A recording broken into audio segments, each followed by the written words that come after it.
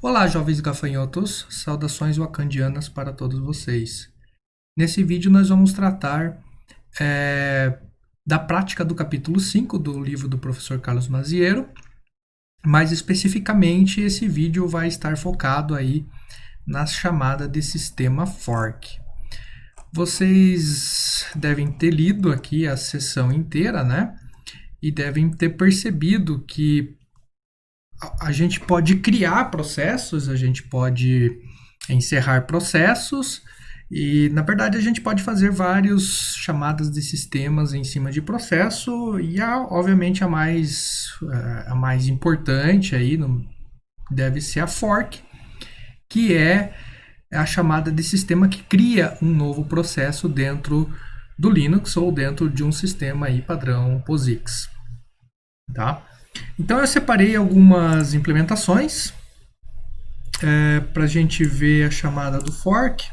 Deixa eu abrir a pastinha certinho aqui. Aqui. Então eu separei algumas implementações para a gente. A primeira implementação é para a gente entender como é que funciona o fork. Então aqui no texto está escrito o seguinte, ó. Todo espaço de memória inicial do pai é copiado para o novo processo filho. Então quer dizer que eu tenho uma cópia, né? Se a gente pensar em Naruto lá, é um Keiji Pushin, né? É um clone, basicamente. Tem um pouco de diferença porque no Linux tem a chamada de sistema clone também, tá? Não é exatamente a mesma coisa que o fork. Mas vamos imaginar que seja um clone. Então eu tenho um processo e esse processo ele está rodando, ok? E esse processo tem dados, tem uma pilha, esse processo tem código, né? Então esse processo é uma entidade complexa em execução, né? Então não é um código, é um código em execução, certo? E a partir do momento que eu faço um fork, né, em qualquer linha de processo, esse processo vai ser copiado na integridade. Né? Tem algumas coisas que não são copiadas, mas não vem ao caso aqui. Mas esse processo vai ser copiado na integridade, criando um filho. Né? Então aqui eu tenho o pai, né? E o filho, que é uma cópia exata do pai. Eu diria até que é um clone, não é um filho. Né? Mas para o sistema operacional isso é tratado realmente como um filho, porque existe uma questão de herança, a gente já vai ver. Tá? Então vamos ver isso aqui funcionando? Então olha só, esse primeiro exemplo, o fork 1, ele simplesmente faz o quê? Inicia uma variável, chama a função fork, muda a variável para 1, é só para a gente observar que ela vai mudar nos dois processos e faz um printf. E aqui eu já tenho uma outra chamada de função bastante importante também, que é o exit. Né? Assim como fork cria um processo, o exit mata um processo. Né? Só que matar um processo, de certa forma, é muito mais simples do que criar no Linux, né? Mas enfim. Professor, poderia ser o return 0 aqui? Tem semelhanças entre o return e o exit, né? Mas o exit realmente vai matar o processo independentemente da função que você chamar ele, né? Então você pode ter feito uma função aqui, chamar o exit dentro da função, ele vai matar o processo, né? Enquanto o return vai apenas retornar para a função que chamou. Já se você desse um return aqui no main, ele vai retornar para o processo que o chamou, que no caso é o pai. Né? Então, por isso que, no fim das contas, você dá um return 0, um exit 0. Dentro do main tem mais ou menos o mesmo efeito, né? Mas conceitualmente são duas coisas diferentes. Tá? Então, o fork vai criar e o exit vai matar. Só que aqui vai acontecer uma coisa interessante. Esse printf vai ser executado duas vezes. Ô, professor, como assim duas vezes? Só tem uma linha de printf, como é que pode executar duas vezes? Muito simples. O printf vai ser executado duas vezes porque eu estou fazendo um fork. A partir do momento que eu faço um fork, eu tenho um clone. Eu tenho que imaginar que tudo abaixo do fork, então essas três linhas serão executados duas vezes por duas entidades diferentes, né? Pelo original e pelo clone. Então, o original vai colocar 1 no x e vai fazer um printf e vai se matar. O clone vai colocar 1 no x e vai fazer o printf e vai se matar. Vamos ver se é isso mesmo? Então, abrindo aqui, ponto barra L05 fork 1. Olha lá, ó, duas vezes o printf, né? Então eu sou o processo, e aqui tem um getPid, né? Então o PID pega o identificador do processo, é uma outra chamada de sistema, né? getPid. PID de Process Identificator, get de pegar, né? Então olha só, o processo 28742 e o 28743, em ambos o valor é 1. Duas vezes por quê? De novo, depois do fork, tudo que vem após o fork, eu tenho que imaginar que está sendo executado duas vezes, porque são dois processos. São exatamente como está aqui no desenho, né? A partir do momento que eu faço o fork, são dois processos, 1, 2, e tudo que será executado aqui também será executado aqui. Se esse processo estava na linha 50, este outro processo também estará na linha 50 de execução. Ok? Tem um outro exemplinho, o fork 2, deixa eu abrir o fork 2. O fork 2 é um pouquinho mais complexo, no sentido de que eu apenas incluí alguns ifs, tá? Então, o primeiro if aqui, né? E aí a gente tem que puxar essa teoria aqui, ó. A chamada do sistema fork é invocada por um processo, mas dois processos recebem o seu retorno. Olha só, essa é uma das poucas chamadas aí, na verdade deve ser a única, não tenho certeza, aonde a função tem dois retornos. Por que dois retornos? Olha, se eu tenho um clone, a função vai retornar no original e vai retornar alguma coisa também no copiado. Tá? Então, aqui, ó. Então eu faço um fork. O retorno do fork é um PID. A gente pode até procurar aqui na Wikipedia. Wikifork.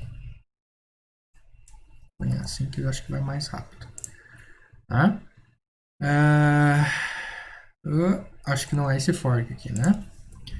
Fork Linux Man. Vou pegar a página do manual do fork aqui, né? Então, olha só, o fork ele me retorna um tipo do PID-T, ok? Então, cria um novo processo duplicando o processo que o chamou. Por isso que a gente chama de pai e filho. Então, como é um PID-T, eu já expliquei isso em outros vídeos, né? Esse é um tipo especial de dados dentro do sistema, né? Então, eu tenho que usar esse systypes.h. Mas, enfim, não é esse o caso. Então, eu guardo o retorno do fork. Esse PID aqui, ele vai receber... Cadê o retorno? Enfim, não vou ler aqui, mas o retorno do fork é o PID do filho. Vamos lá. No pai, esse fork retorna o PID do filho e no filho retorna 0. Ok? Então são dois retornos diferentes. E ele também, se caso aconteça alguma coisa que eu não consiga fazer fork. Como assim, professor? Em que situações eu não vou conseguir fazer fork? Sei lá, o teu sistema já tem muitos processos, ele não aceita iniciar mais algo novo. Pode ser. Tá? Então, o PID vai retornar um valor negativo aqui de -1 se o fork não funcionar. Isso aqui raramente vai acontecer, né? Mas é sempre bom colocar essas verificações de erro. Se acontecer um erro, eu estou imprimindo alguma coisa aqui na saída de erro. Esse erro não é exatamente isso, né? Bom, eu vou deixar para outras aulas explicar o erro. Aí, se o PID for igual a 0, então esse retorno do fork aqui, lembrando que tudo abaixo do fork está sendo executado duas vezes. Em uma delas, no pai, né, o pai vai retornar o PID do filho, então esse PID vai ser maior que 0. Ok? Então o pai vai escrever, eu sou o pai, meu pai, né, o pai do pai, vai ser o getPPID. Então tem o getPID que pega o PID do próprio processo e o getPPID que pega o PID do pai, certo? Então, no pai, o PID retornado vai ser maior que 0, porque é o PID do filho. E pro filho, o PID retornado vai ser 0. Então, eu sou o filho, meu pai vai ser o getPID, getPPID, pai do pai. Ok? Então, vamos rodar esse cara aqui para a gente ver. Então, fork 2 vai acontecer o seguinte, olha. A gente tá, ó. Eu sou o filho, 63. Meu pai é o 62. Eu sou o pai, 62. Meu pai, né? O pai do meu pai é o 08, que no caso é o Bash. Professor, como assim? No caso é o Bash. Bom, a gente pode descobrir os PIDs de alguns processos. Vamos descobrir quem que é esse 287.308. A gente pode dar um PS-FU. Opa, dei um LS, não. É PS-FU. E aqui eu tenho os processos que eu estou rodando sobre o meu usuário. Então, vocês percebam que este processo 287.308 é o meu bash, minha linha de comando. Né? Ah, mas como assim o bash é pai desse processo que eu acabei de rodar? Sim, sempre que eu starto um novo processo aqui, ó, né? Alguma coisa fork 2, startei dois novos processos. O primeiro processo a ser startado, ele vai ser filho do próprio bash, do próprio lançador que o lançou. Tá?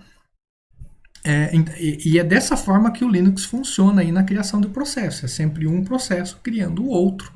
Tá? Então a gente consegue aqui ver que o 7.4 tem o filho 7.3, 7.3 é filho do bash. Tá aqui. Inclusive vocês podem ver que o bash, esse PS-F, ele mostra justamente essa questão dos filhos, e você pode justamente ver que o bash tem como filho o próprio PS-FU. Olha que bacana, né? Então ele já mostra, já esse processo aqui, gnome alguma coisa, tem como filho esse gnome session alguma coisa, coisa do sistema operacional. Tá?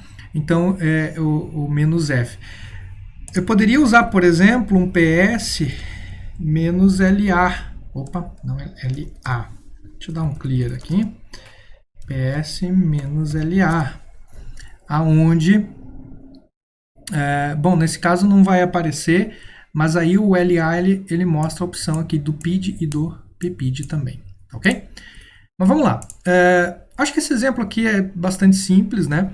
O que a gente tem que imaginar aqui é que depois do fork isso aqui vai ser executado duas vezes. No filho, o PID vai valer 0, então o filho vai entrar aqui. E no pai, o PID vai valer alguma coisa maior que 0, então ele vai entrar aqui. Ok? E ambos vão dar o exit, porque o if aqui não sai do if e cai no exit. Então ambos imprime, sai, imprime, sai. Ok? Então, tranquilo esse exemplo, o exemplo 2. Vamos para o exemplo 3, para cada vez ficar mais claro. Opa, antes do exemplo 3, eu tenho o exemplo 2.1, para a gente justamente ver essas coisas acontecendo. Então, aqui eu defini algumas coisas mais bacanas, eu fiz um define ever, dois pontos aqui, só para facilitar, né? Porque daí eu consigo fazer um for ever. Legal isso, né? Então, eu tenho um forever aqui, um laço infinito, ok? Quando que vai acontecer esse laço infinito? Esse 2.1 é exatamente o 2, só acrescentado esse laço infinito. Então, em vez de agora o pai vir aqui imprimir e ir para o exit, o pai vai... Aliás, em vez do filho vir aqui imprimir e ir direto para o exit, agora o filho vai imprimir e entrar no laço infinito.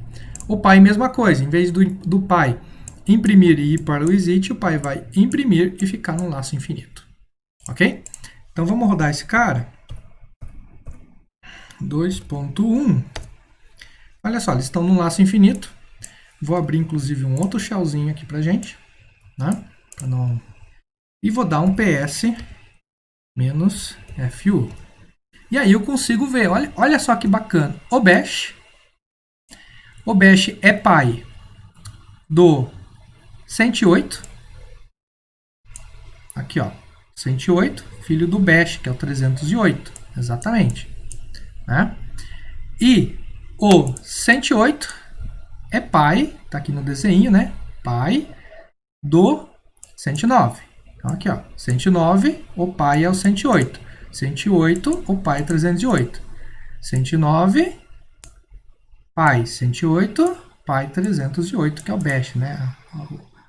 A escadinha aqui, né, feita em caractere, dá para entender essa brincadeira. Bacana, né, gente?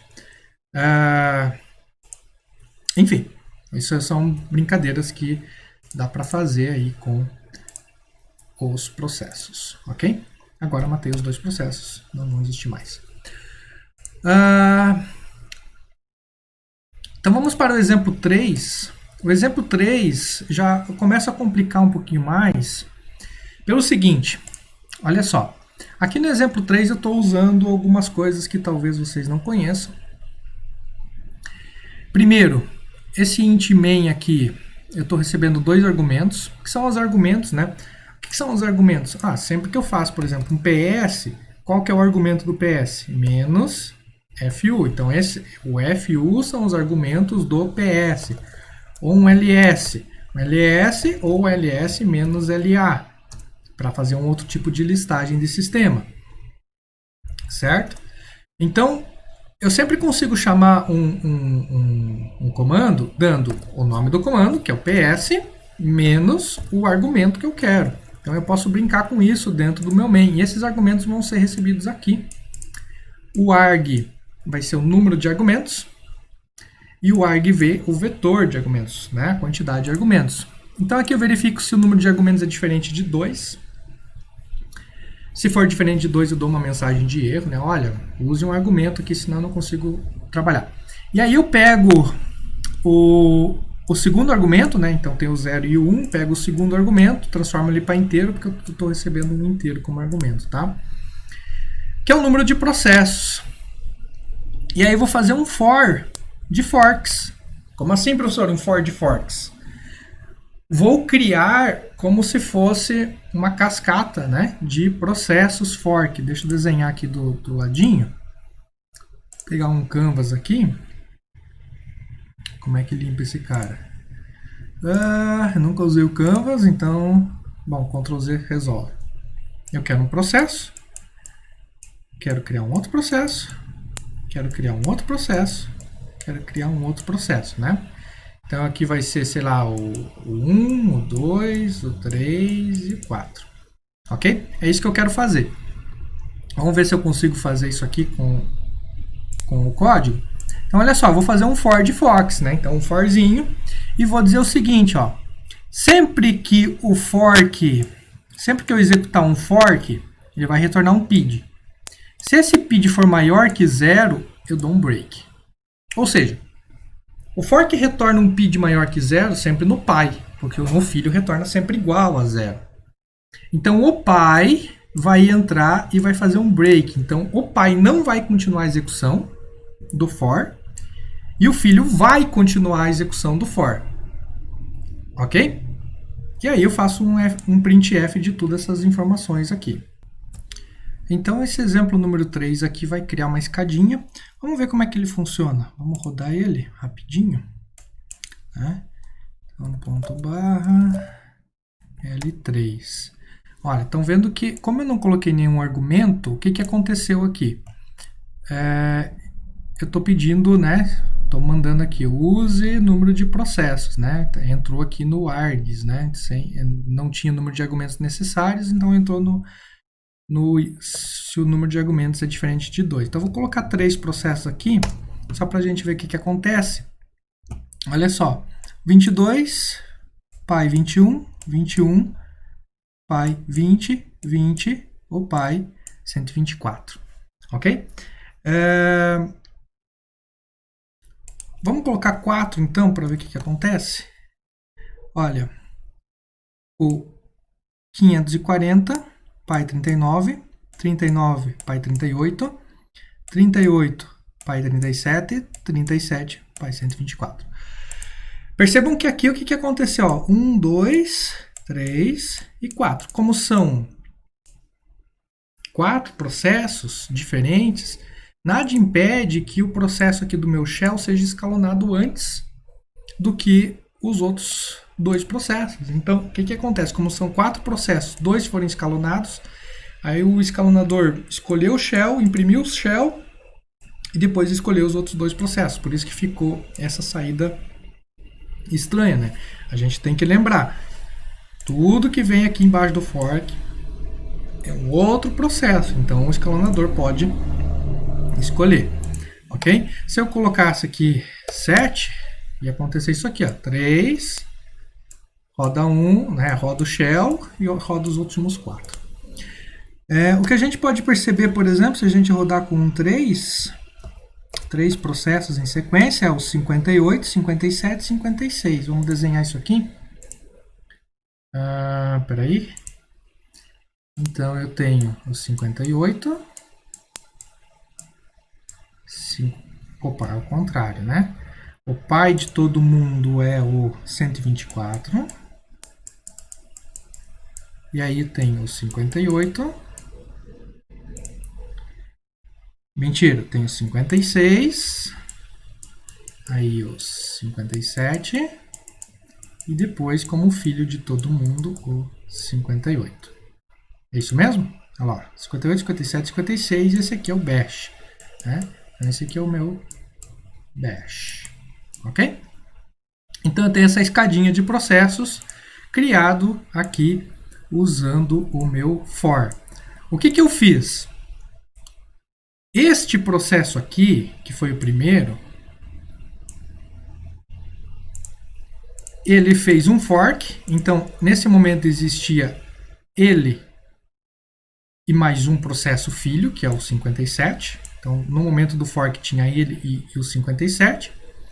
Só que ele, o pai, o 57, entrou e deu um break no for. Dando o break no for, ele vai cair aqui fora, vai dar um exit. Certo? Continua quem? O 57. Quando o 57 chegou aqui no forzinho de novo, ele criou um filho, o 58. E aí o 58, o 57, né, que é o pai, acabou dando um break, não fez mais nada e o 58 continuou meu for até um N, né? Então esse que é a ideia desses processos aqui. Mas ok, tem um exemplo 4 que vai ser um pouco diferente. Então o exemplo 4, deixa eu pegar a pastinha certa que eu saí daqui. O exemplo 4 agora, percebo que no exemplo 3 eu estou mandando o pai entrar dentro do if. No exemplo 4, então maior que 0. No exemplo 4, menor ou igual a 0. Então apenas o filho ou o erro entra no if. O que vocês acham que vai acontecer aqui? Vamos primeiro rodar e vamos anotar para ver. Clear. Executar o 4 de novo. Eu tenho que colocar o número de processos para entrar com os args. Então, vamos colocar um 4 aqui. Então, eu criei 4 processos. Ó. O 51, 2, 1, 50 e 49. Vamos desenhar. Deixa eu apagar tudo aqui. Tem que aprender como é que apaga esse negócio aí. Então, eu tenho o processo 52, filho do 49.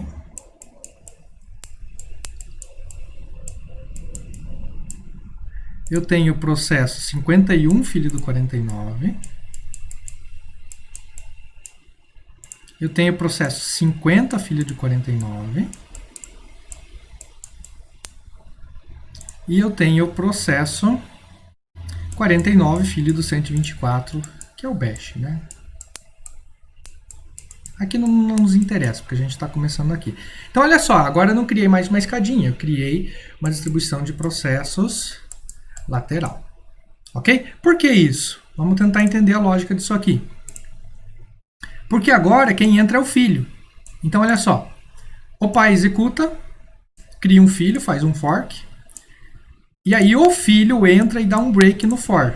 Então, o filho não vai mais criar filhos. O pai continua fazendo for, faz mais um fork. O filho, né? Ó, só o filho entra, né? Porque é só o filho que recebe 0 menor que 0. Quer dizer, só o filho recebe 0, o filho não continua. O pai continua fazendo forzinha aqui em cima, cria mais um filho, o filho dá o break.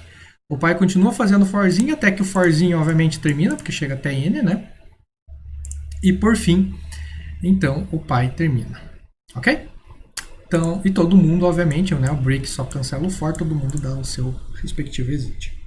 Então essa é a brincadeira, né, de criar uma escadinha, né, de criar um vertical de processos ou criar um horizontal de processos com todo mundo, um monte de filhos aqui. Aqui é um monte de irmãos, né, enquanto no outro desenho era avô, né, avô, pai, neto, bisneto e tudo mais.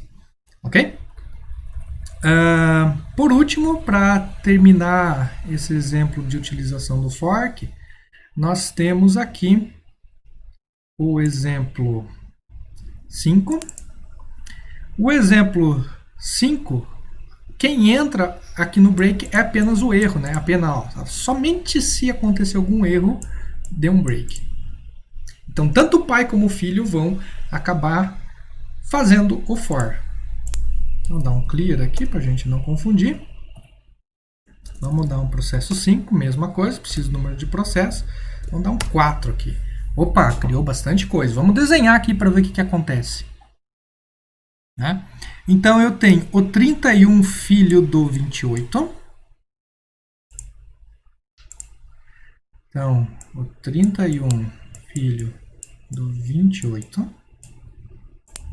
Eu tenho o 28 filho do 25.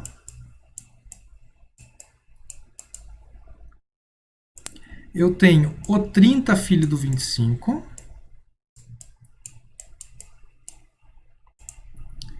Eu tenho o 25 filho do 24. Eu tenho o 29 filho do 26. Aliás, 29 e 26 nem apareceram aqui ainda, vou pular. Eu tenho o 26 filho do 24.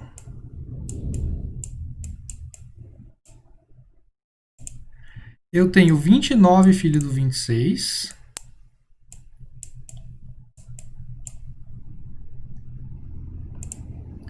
Eu tenho 27 filho do 24. E o 24 filho do 124. Esse de 124 é o nosso bash, a gente já sabe, então eu simplesmente ignoro. Tá? Opa, professor, o que aconteceu aqui? Vamos lá.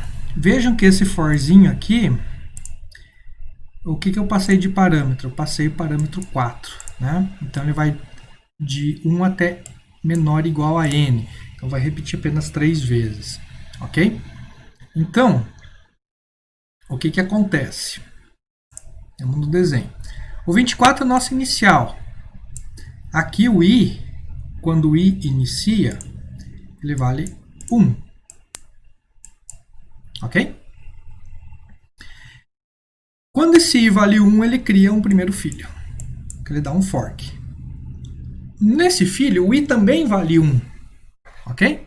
Nesse filho, o i também vale 1. Por razões óbvias, é um clone. E nenhum dos dois dá o break. E aí, o for evolui. Agora, o for vai evoluir tanto no processo de cima, vai valer 2, tanto nesse processo aqui vai valer 2. Então, esse cara aqui acaba criando mais um filho, onde o i vale 2, e esse aqui acaba criando mais um filho, onde o i também vale 2. Então, o i para todo mundo é igual a 2. Agora eu tenho 4 processos. Todos eles, com i igual a 2, todos eles farão mais uma interação para chegar com i igual a 3. Então, quando ele vai igual a 3, dá mais um fork. O i vale 3. Esse 3 aqui, esse 2 vai virar 3, faz mais um fork. Onde recebe uma cópia, né? Então i vale 3. Esse 2 aqui vai interar, vai ficar valendo 3, faz mais um fork. Como fork é cópia, copia o índice. Esse cara aqui vai inteirar, vai virar 3 e o 3 faz mais um fork. Cria esse processo, como é um clone, né? Tudo igual, então aqui também vale 3. Assim que chegar a 3, né, menor que n, então os 3 fazem, todos eles caem fora, todos eles fazem exit. Então essa aqui foi o processo de criação dessa árvore. Tá? Então, uma outra maneira bacana de a gente ver processos, vou iniciar o 2 aqui, não, o 2.1, que é onde tem aquele for, só para a gente ver que tem um outro comandinho que chama o ps3. Vamos pegar o número do processo aqui. 28124. ps3 288.124. 288.124. Olha lá, o ps3 ele mostra uma árvore, só que ele vai mostrar a árvore de processos inteira do meu usuário, aqui no caso, né, do sistema. Mas eu poderia pedir um ps3 apenas do processo 288.124, que é o bash, que é um filho, dois filhos. Esse é o exemplo 2.1. Né? Então também consigo analisar o tree.